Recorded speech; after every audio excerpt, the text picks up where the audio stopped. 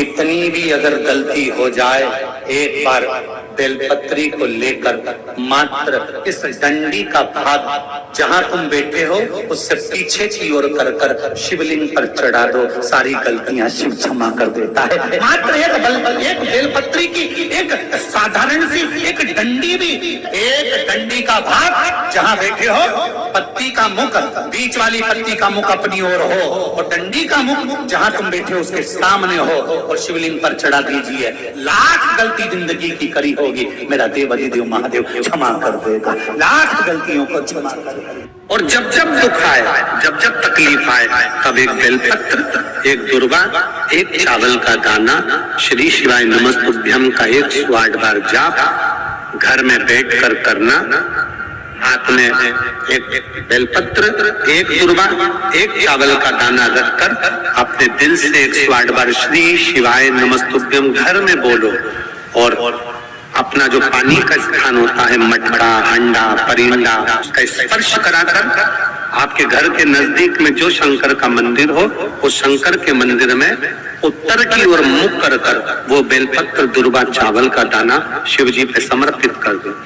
अगर लगातार 20 दिन भी आपने रोज प्रतिदिन अगर समर्पित करा है तो 21वां दिन आपका जो भी दुख है वो धीरे धीरे कटना प्रारंभ हो जाए, निश्चित है।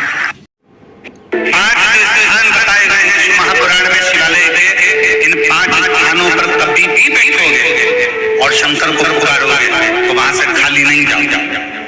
तो पहला स्थान शिव जी की चौखट दरवाजा, दूसरा स्थान नंदी के नजदीक में, नंदी हॉल में, नंदी के पास, तीसरा स्थान शिवालय के पास में जो कुआं हो, बावड़ी हो, तालाब हो, सरोवर हो, नदी हो, कुंड हो, वहां 2 मिनट 5 मिनट बैठकर बाबा से अपने मन का भाव जरूर कहना चाहिए।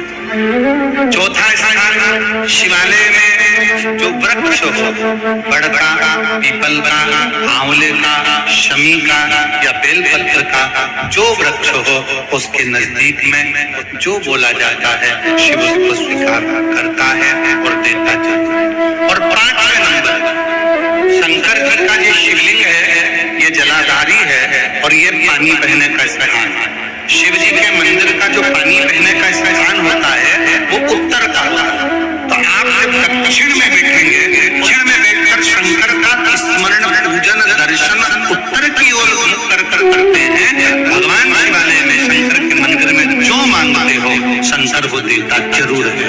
ये मेरा भोलेनाथ तुम्हारी नहीं सुन रहा है तो 1 लोटा जल, 1 दुर्वा और 1 बेलपत्र, ये 3 चीजें लेकर जल जब चढ़ाओ तो पहले गणेश जी का स्थान, फिर तटी भाग, फिर शिवलिंग। समझ में आ गया?